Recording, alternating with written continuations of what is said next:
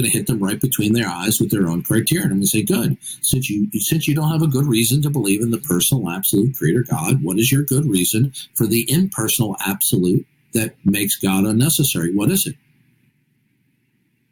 And they don't have an answer. They just simply adopt this vague notion that there's something that's absolute that provides for all dependent states. But they have no rationale for it. They have no justification. So on their own terms, their whole system collapses.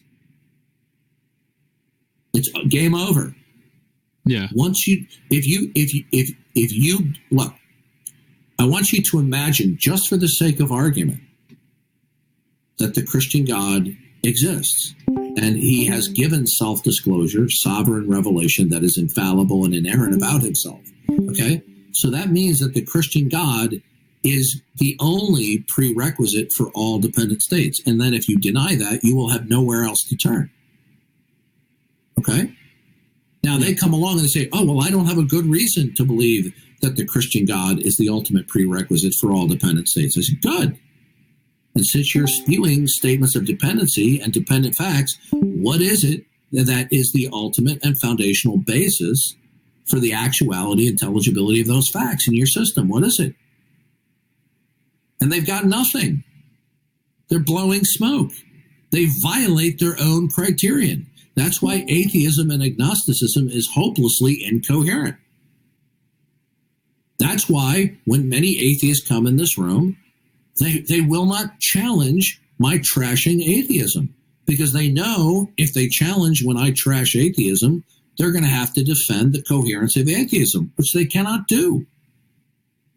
What about someone comes in here? Do you think Gary Coleman would have stepped into the ring with Muhammad Ali?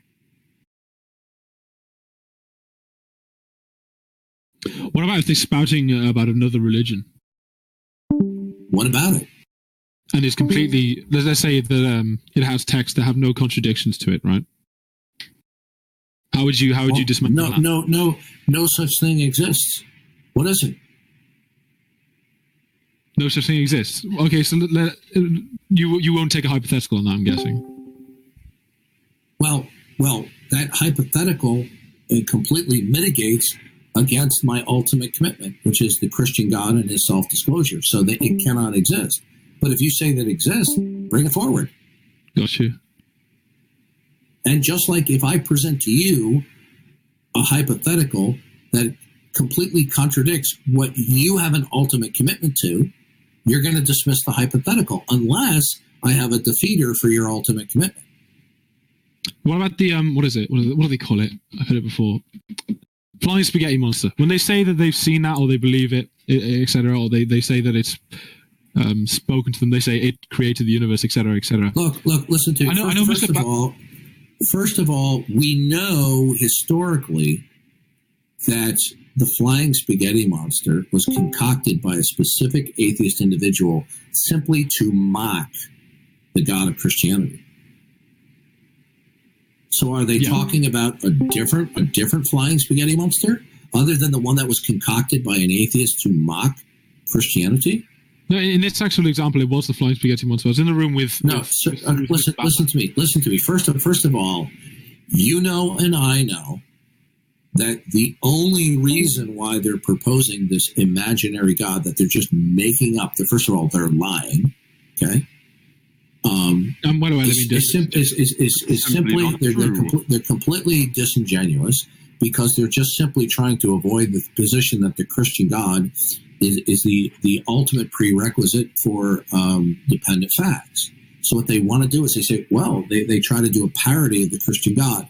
It is impossible to match the properties of the Christian God because all of the Christian God's properties are necessary ontologically for intelligibility of dependent fact.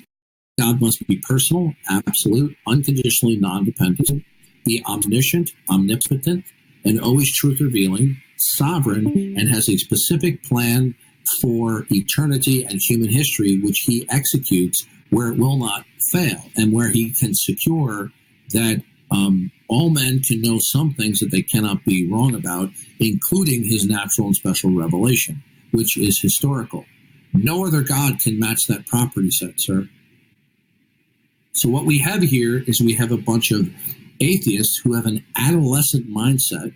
They're not sophisticated at all, and because they think that the invocation that the Christian God is the necessary precondition for all dependent facts, and they think that therefore it's just an arbitrary assertion. They think by arbitrarily asserting some other absolute nondescript God, we'll just be imitating what we're doing. But that's not what we're doing. We're being very, very specific about the transcendental requirements for the intelligibility of dependent facts. And they require the property set of the Christian God. And it's not that you have to believe in that, it's that the property set of the Christian God has to ontologically exist. And without it existing, then you will not have a basis in reality for intelligibility. But because these morons are not philosophically or theologically sophisticated, they do these adolescent type of stupid arguments. It's the equivalent of saying, can a God create a rock so big he can't lift it? That's how stupid they are. Right. As Bonson put it, we prove that the Christian God exists by showing the impossibility of the contrary. Right. Van Til said that atheism presupposes theism.